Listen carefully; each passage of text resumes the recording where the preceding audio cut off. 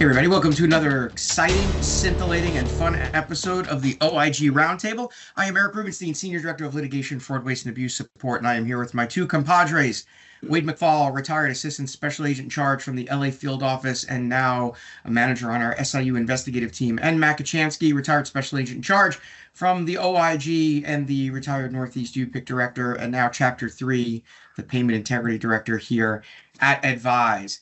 So today we want to talk about unlicensed providers, exclusions, investigations that involve unlicensed providers, and we're getting a lot of feedback from people that are watching this. By the way, I won't disclose names, but somebody in the senior leadership at HHS OIG Office of Investigations reached out to me the other day, told me that they listen to the podcast when they're driving in their car, and they're calling it investigative 101 or Medicare 101, but says that the podcast has been a great positive tool in education and training. So we appreciate that. We appreciate that feedback, and continue to ask that people provide us with topics and issues and things that they want the three of us to pontificate about in future episodes of the Roundtable. So shout out to the people that are watching and listening and joining us each week for the OIG Roundtable to get our perspective on fraud, waste, abuse, and compliance issues. So we want to start, talking about I've seen over the past couple of weeks a number of cases that have involved criminal and civil matters relative to the use of unlicensed or unqualified, out of scope of authority type positions where providers are using unlicensed people or people that are not qualified to do certain types of work, and then billing out those items, services, and procedures to the Medicare program, the Medicaid program, and commercial. And there's lots of anecdotes about these different cases. We've all worked them. They're actually fairly commonplace. I've had cases involving everything from unlicensed people who were coming in off the street doing physical therapy to patients. I had a case involving an instance where a provider had 5 locations. He was an internal medicine doctor, was performing physical therapy in his office, had unlicensed people off the street doing work. One of the tests that they were doing, or one of the modalities, was an ultrasound type test, and it had a gun that would get hot. It would get heated up. And one of the issues is that if you're not properly trained on how to use it, you can burn people's skin.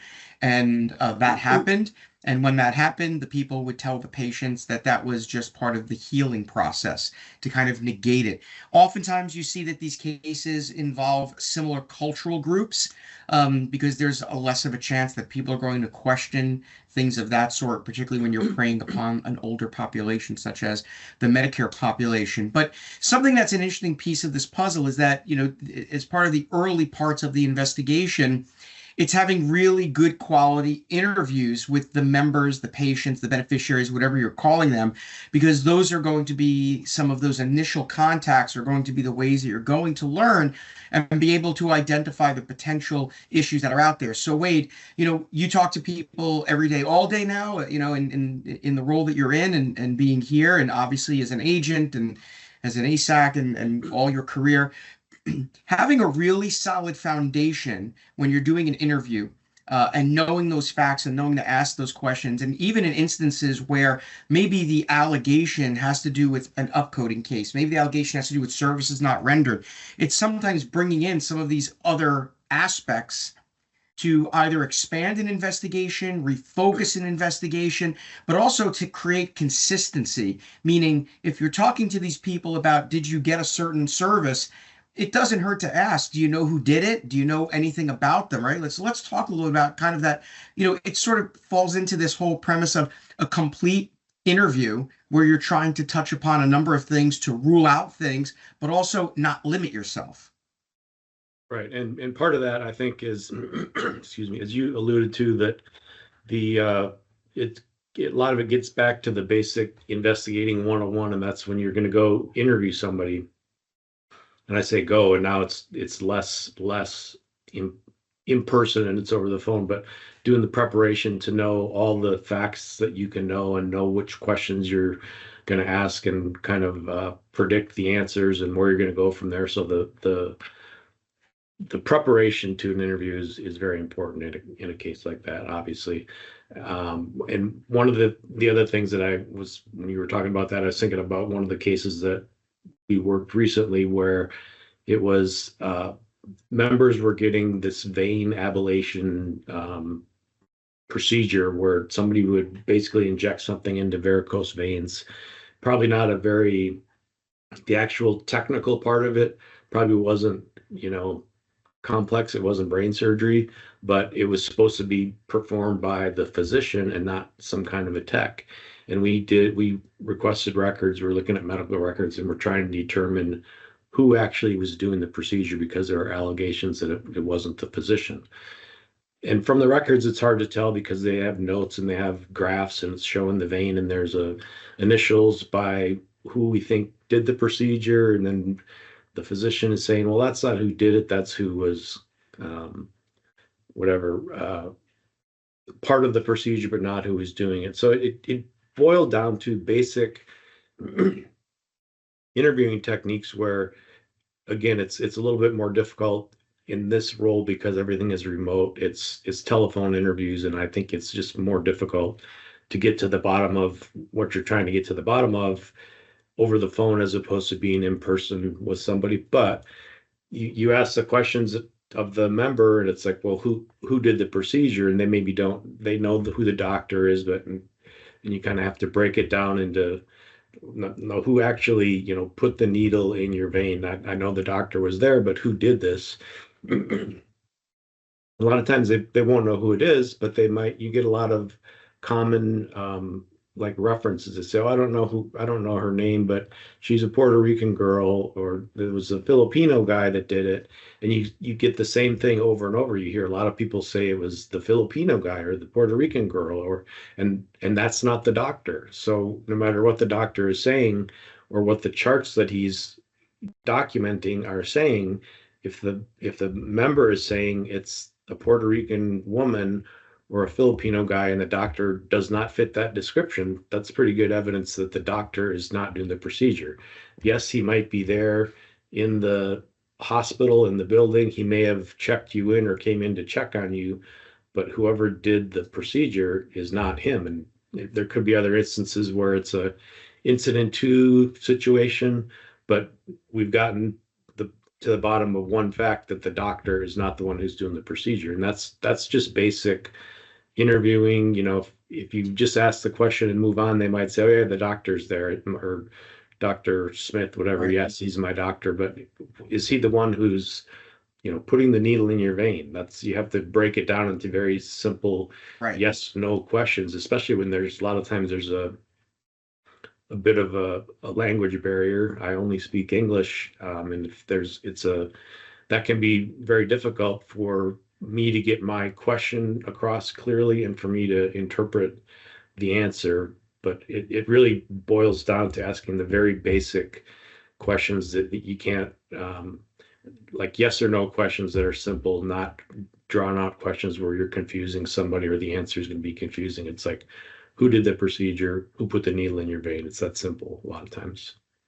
Yeah, and I mean, what you're really talking about is old school gumshoeing, right? It's just, use the phrase from film noir, but it really is it's gumshoe work.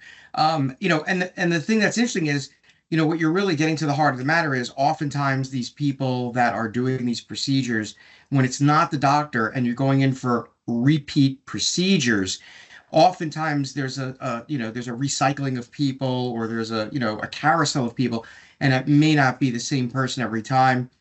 Or there may be some identifying thing, whether it be, oh, this person is Filipino, they're Puerto Rican. Oh, it was a guy with blue spiked hair, like something that's a unique piece of the puzzle that lets you know that. And then, the other piece for you were just talking about how there may have been initials. There's nothing wrong with going back to the provider and asking for an employee list and seeing who all the employees are. And then, here's the initials are WM. Hey, I have an employee named Wade McFall. Like, again, it's just putting pieces of that puzzle together. And sometimes it takes I think it always falls into the category of do your homework beforehand. Preparation is the number one thing. Go through a number of those medical records, and then when you're calling up your members, you might have a list of initials or names, and there's nothing wrong with saying, hey, does the name Wade McFall mean anything to you from that doctor's office?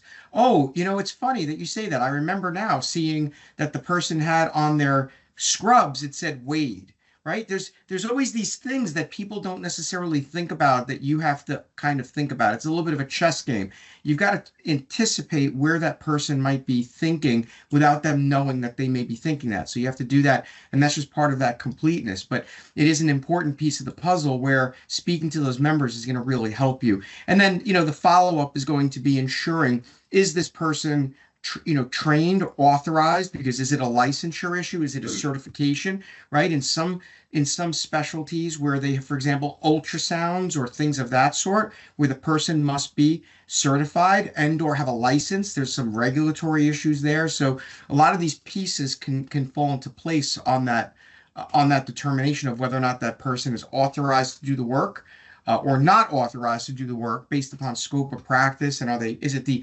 unlicensed practice of medicine, unlicensed practice of physical therapy or dentistry, or whatever it is. And oftentimes I think we see these instances where the person is a foreign medical graduate. So they've been in the medical school or dental school or whatever in the country that they're from, but they haven't either gotten licensed here. Maybe they don't have the requisite skill set to be licensed here, whatever it may be. But culturally, they knew somebody who was, and they go work in that same environment. So, Matt, this then gets to the next piece, which is that, it's not just unlicensed, but there's also the effects of exclusion. I know we've talked a lot about exclusion and the fact that you've got to check these things to make sure when you're bringing people into your practice, number one, are they licensed? Are they certified? Are they whatever the requirement is for that person to do the job? Because ultimately it's under your Medicare provider number. It's your responsibility. You're ultimately the person that the authorities will turn to about whether or not you have maintained proper and adequate training and education and licensure for the people. And it falls into the same thing about if you go astray of this, that you're going to have people that are, for example, they could be licensed, but if they're excluded, that's going to create a kind of a collateral problem. And when you were at OIG, you had I don't know if it's the pleasure, maybe depends upon the day, the honor of running the exclusions team. And I think, one of the biggest complaints that comes out of hearing about exclusions is the fact that the exclusions process takes time, and it is not contemporaneous with either a civil settlement or a criminal prosecution. And we're not going to get into the details of exclusions today because there are mandatory exclusions, permissive exclusions, and all of that. And under civil authorities, people are not automatically excluded. So we don't want to get into the kind of the nuts and bolts, into the weeds of it, but it is important to note that there oftentimes is a lag between the exclusion. And that's why it is important to do basic backgrounds on your providers so that you don't have people that have a license revocation issue, are in the process of being excluded because of a conviction or something like that. And it's not just getting kicked out of Medicare and Medicaid, but there are a lot of collateral consequences of having unlicensed providers working in your practice and the effects of the exclusion on you and your practice for that. Yes, there are. When someone's excluded from Medicare, there's an automatic exclusion from the Medicaid program as well, from whatever state they may be licensed in, or wherever state the action took place in. And those exclusions are based on information gathered from multiple sources, whether that be from DOJ, from the OIG field offices that do their cases, and they send the documentation to the exclusion staff to do the exclusions, from the state licensing boards, from the state disciplinary boards, and the documentation requirements to effectuate an exclusion, somewhat onerous. So it takes time to gather those documents, make sure you have everything. And then there's the time lag between sending someone an exclusion notice saying, here's your preliminary one, you've got so many days to debate this, appeal this, and then the final exclusion coming out. So there could be weeks, months, sometimes even years before that exclusion is finalized in the system. And when it's finalized, when Medicare excludes someone, then there's a Medicaid exclusion, and then that list every month of the newly excluded providers is sent to GAO and to the GSA, where they're then put on a debarment list. So that means no federal funding can go to this person. VA loans for homes can't get them. All of those things. So if you're a grantee and getting grants from federal entities, federal agencies, and you're a provider group or a hospital, hiring an excluded person can have an impact on not just their salary and anything related to them specifically, but your overall funding from the government. So you have to be very, very careful in your hiring practices and in keeping up, your exclusion checks every month, every 2 weeks, however you want to do it, to make sure that no one on staff is excluded. And, just to interrupt you for a second, that brings up an interesting point. So, I had worked on a case in New Jersey involving a whole bunch of providers that were involved in a kickback scheme involving an MRI facility. There were about 20 or 30 doctors. And 3 of the people that were involved all came from the same federally qualified health center, FQHC. Yeah. And they all got excluded and they all got terminated.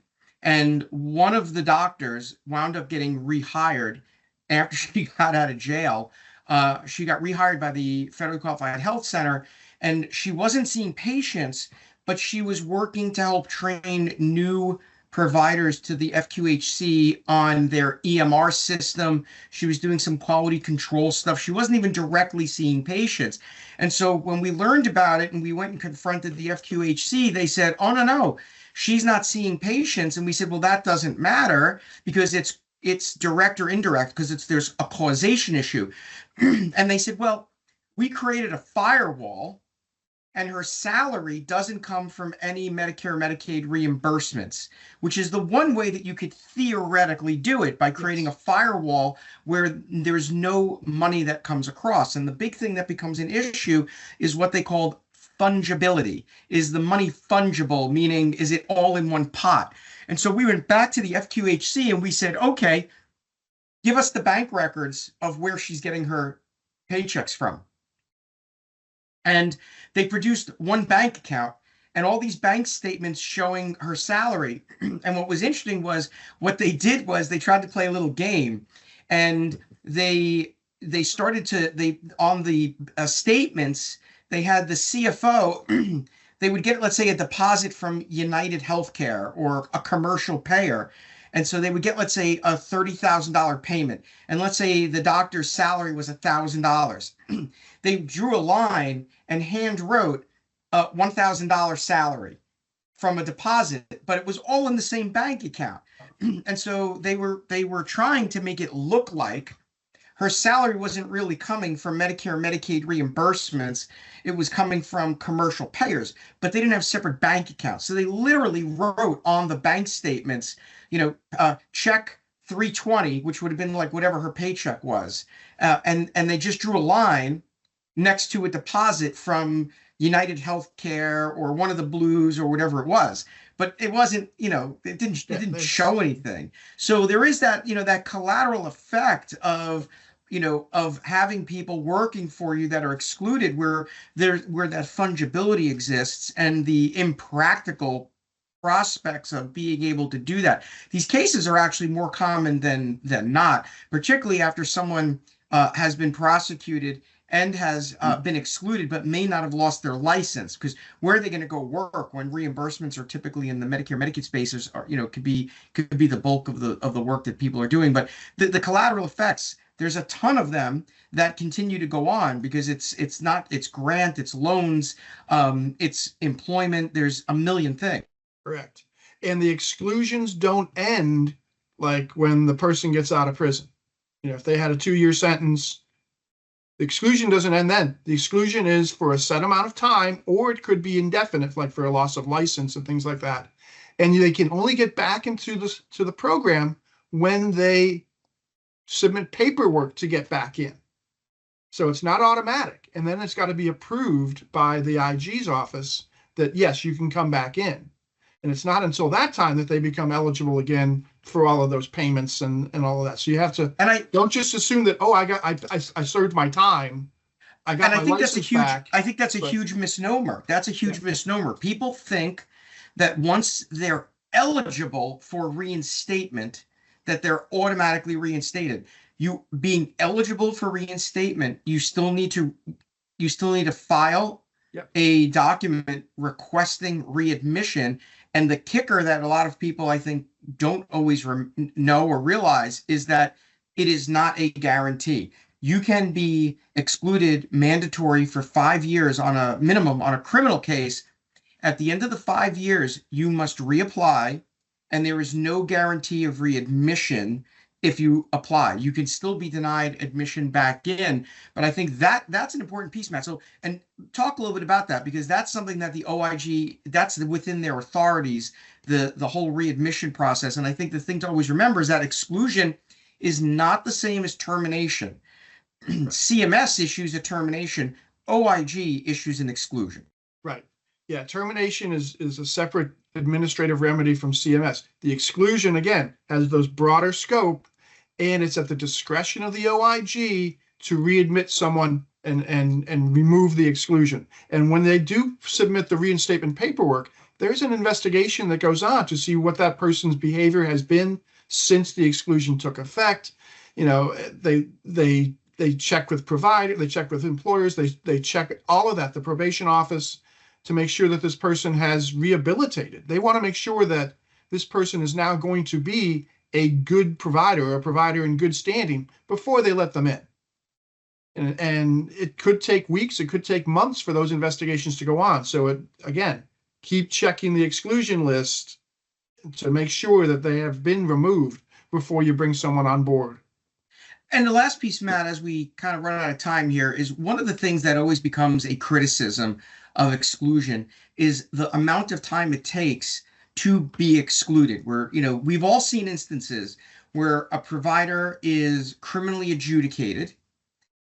Maybe they go to prison, maybe they have probation, maybe they then get on supervised release. But we see these instances of providers where the exclusion is years, sometimes a year, 2 years after they've done their time. Now, obviously, if you have somebody who gets a prison sentence of 2 or 3 years and they get excluded for 5 years, you know, do you want them excluded during the period of time that they're in jail? I mean, there's a lot of arguments about that they're kind of inherently excluded while they're sitting in the can waiting to get out.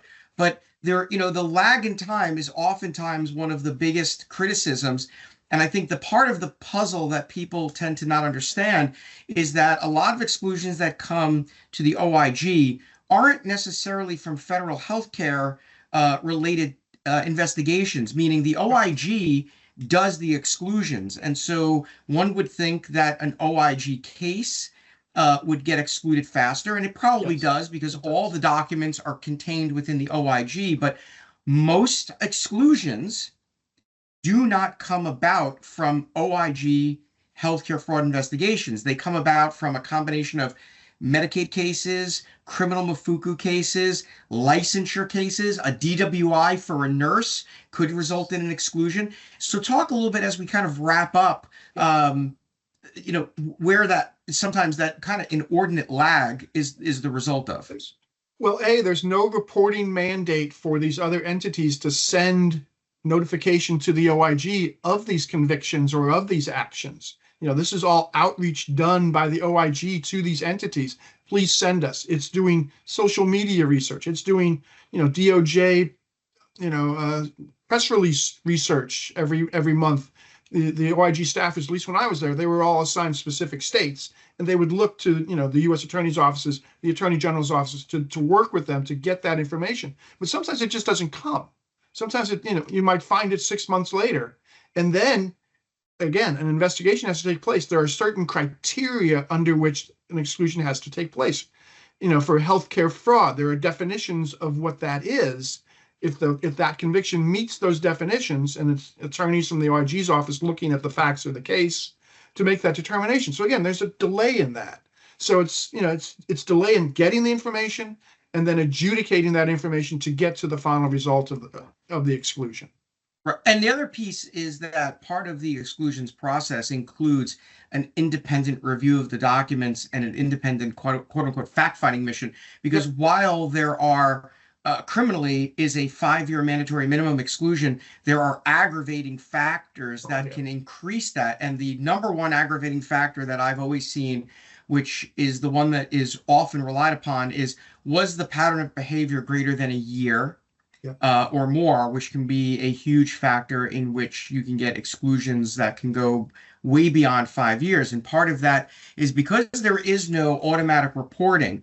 It's one of those things where analysts have to go and troll state websites for things. And it's important to remember that states have independent exclusion authority on the Medicaid side, but what the OIG does is provide essentially a belt and suspenders, because if you're excluded from Medicare, you're getting excluded from Medicaid. And that's a way to be able to get both going at the same time. But the big piece is because you've got 50 states plus Puerto Rico, Virgin Islands, you've got probably 50, I think there's 53 or 54. And if they're done at the county level, you've got those numbers of counties. I mean, it's just the information doesn't come automatically. There's no system set up for that. And it's these analysts one by one finding these things and then identifying them and then adjudicating them.